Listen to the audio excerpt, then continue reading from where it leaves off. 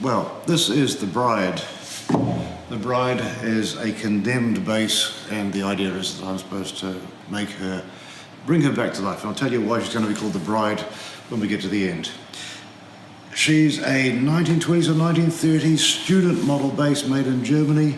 There's quite a lot of bases that look like her, made from the workshop of E.R. Schmidt, but this one probably comes from some no-name workshop. She was a cheap base. She was never an expensive base, but she has got a carved top, plywood back and sides, mystery wood, hardwood, fingerboard, not ebony, but she's been condemned because she has cracks around the soundpost down here. The bridge is a piece of junk. It's old and it's deformed and it's hanging in the wrong place, so I have a new bridge to go on there. The problem with the bridge at the moment, it's been lowered too much, so the instrument doesn't speak properly, and the cracks in the soundpost means that, I mean, the low notes are just different flavors of mud. That should be two different semitones, but it's just like two flavors of mud, and it should be not like that. The neck angle is wrong. So the neck angle is not back enough, which means that the bridge has been lowered too much. So what needs to happen is the soundpost deck tracks need to get fixed, the bridge need to be raised, then to have a reasonable action, I've got to reset the neck, all of which is getting to be quite a big job. Far too big a job for a luthier to do, but since my time is free, it's okay. Also, the overstand, which is this measurement here, is very low, which is not necessarily a problem, but I'm going to hopefully raise that. And the fingerboard has too much relief, too much scoop, so that even with the action, even with the bridge being lowered, it's still going to create buzzes. I won't get a very good action unless I do something about the fingerboard. So the plan is, stage one is get the neck off. Also, I'm going to cut a soundpost access door here so that I can remove that and I can get inside. And when I get inside, I'll be able to patch the soundpost cracks without easily, because I'll be able to get inside there. Plus, I'll also be able to reset the soundpost if that comes, because the soundpost will almost certainly fall out, and I'll need to reset it. So that'll make it easy to reset the soundpost, easy to fix the cracks. And then I'm going to make a bolt-on neck. I'm going to take this neck off. That might be the hardest job. And I will figure out a way to make a removable neck once I see how the joint is. And I've looked at a bunch of plans. My plan is to put a brass plate here with a bolt running in that way, and maybe bolts that way or this way, I don't know yet. And I'm going to sand the fingerboard flat. I might have to put a supporting piece underneath here. I don't know yet. We'll see how that goes. So I'm going to fix the soundpost cracks with some pieces of spruce from an old piano, and she's going to have bolts in her neck. So she's the bride of Frankenstein. She's been brought back to life, reanimated through xenotransplantation. She has bolts in her neck, so she's the bride of Frankenstein. You might also think of the Marcel Duchamp artwork, the bride stripped bare of her bachelor's, or Uma Thurman's character in Kill Bill. But I'm going to call her the bride. New strings as well. New strings, new bridge, whole neck reset, flat fingerboard, and she'll be wonderful. Okay, so it's day two, and here we have a nice little hole cut in the side of the base, and this piece is going to go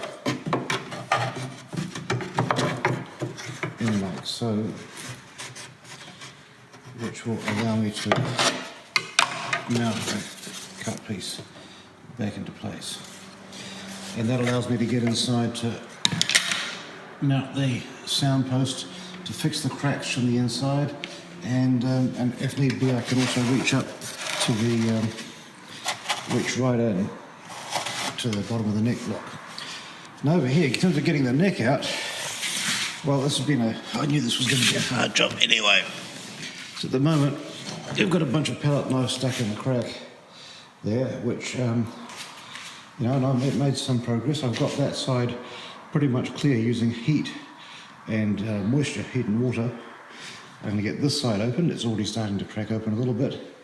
And then I'll use alcohol to finish off the job so the heat and the moisture softens the glue. The alcohol will harden it and make it crack, and then hopefully I'll be able to get the neck off, and then we can look at resetting the neck in the correct angle. Right, so what I'm doing here is I'm using alcohol, just painting it on this palette knife which I've worked into the crack, and loosening up the joint like so. And this is working a lot better than yesterday's version on the other side, which used where I was injecting hot water into the crack and heating it with a heat gun. This is accomplished in minutes what the other side took hours. Just wedging that in, and then I've pretty much got all the way along. And what I'm hoping is that the alcohol is actually wicking itself right underneath the joint, so that I'm getting right underneath there as well. And hopefully this is going to make the whole project easier to get out. But the principle being, you get a little bit of alcohol, denatured alcohol, on your brush, and paint it on the palette knives like so, and that just disappears down into the crack and wicks itself into all the gaps. Right, now after a lot of wrestling, here we have it, she's off. There's a bit of softwood shim in there, which I'll remove and replace with the proper stuff. But now we have a neck free. I've got to do a bit of cleaning up and get rid of all this old glue. Okay, know a bit more about now why this base, why it had problems. This isn't hide glue, this is PVA, and PVA creeps. So that's why the heat gun didn't work so well at getting off, but the alcohol did. Here's a helpful hint. If you use alcohol, it works on hide glue and PVA. Isopropyl alcohol, good stuff for dismantling stringed instruments. So what happened was, using PVA is not as a rock solid joint like hide glue, and over the years it creeped a little bit, so that the neck was starting to go this way, which meant that they had to lower the bridge. And basically I got it when the bridge was run out of adjustment. When I got the bridge it was only 5 inches tall, it should be 6 inches or more, which meant there was less downward pressure on the strings, which meant the bass didn't sound so good, and the action was too high. So everything came wrong because of bad glue when somebody replaced the neck, God knows how long ago. So now we're up to, I think it might be day 4. Didn't do a video yesterday, but we're all getting good progress. With the hole in here, it was very easy to patch the, put an overlay patch in underneath the sound post cracks, so that's all fixed. The neck socket is being hard up simply because it needs to be dead right. So I've shimmed the bottom of it with Ko-Fi, which was a real pain because Ko-Fi is so hard it doesn't work easily. And so now I'm going to shim the sides with spruce, because spruce being a bit softer, and that's what's on here anyway, is spruce.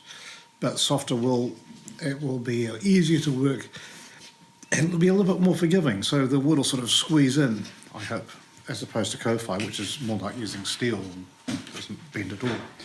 And you can see here I've got a, that's going to be the end of the, this insert here pushes the heel up so that we have the right overstand, instead of the low overstand and ordinary overstand. And I might put a wood screw through the end of that into the end of the heel when it's all done.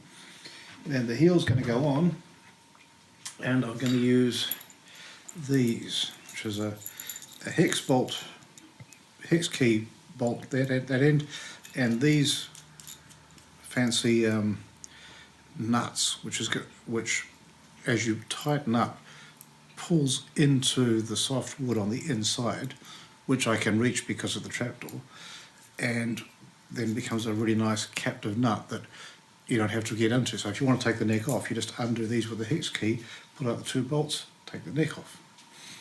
Possibly the wood screw as well. The fingerboard, I spent a long time sanding this to get this right.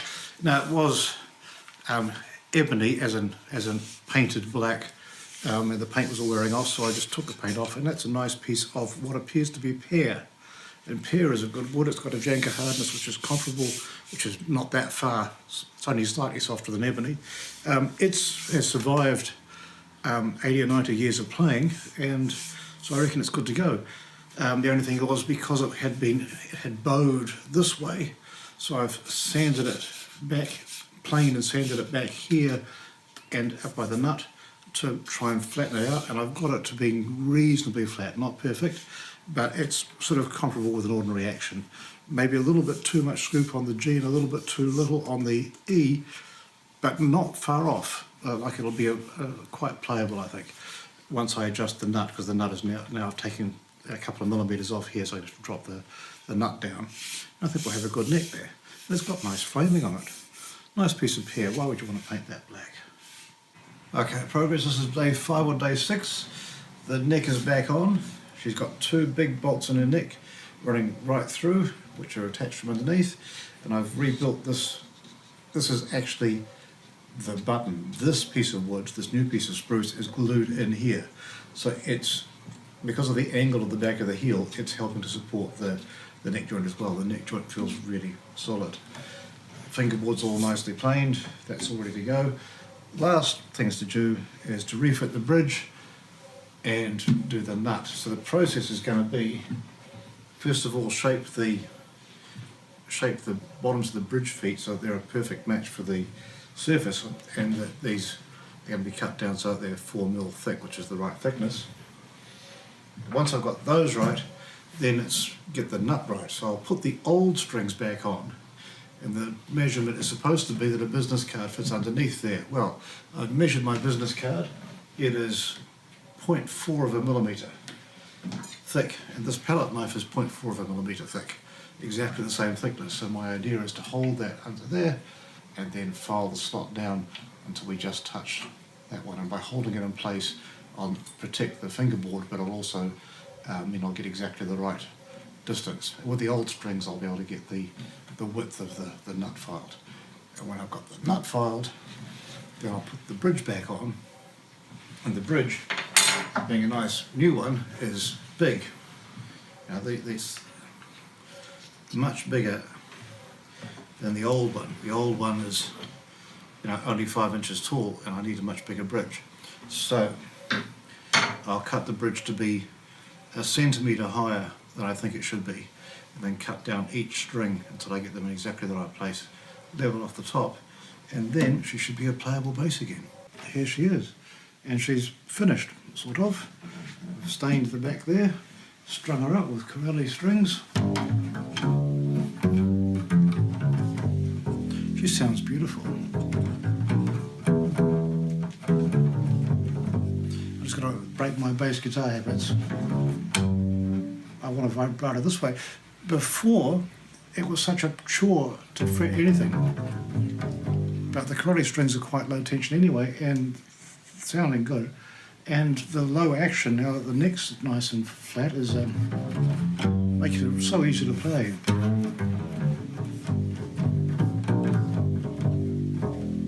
She's lovely.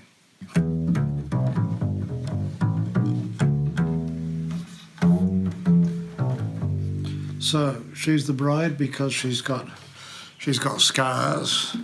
She's got scars, lots of scars. She's got bolts in her neck, and she's been made by xenotransplantation, since most of the parts the wood that I inserted into her came from an old piano. So that's why she's the bride of Frankenstein. The bride stripped bare by her bachelors, or Uma Thurman in Kill Bill. That's why she's the bride, because she's got bolts in her neck.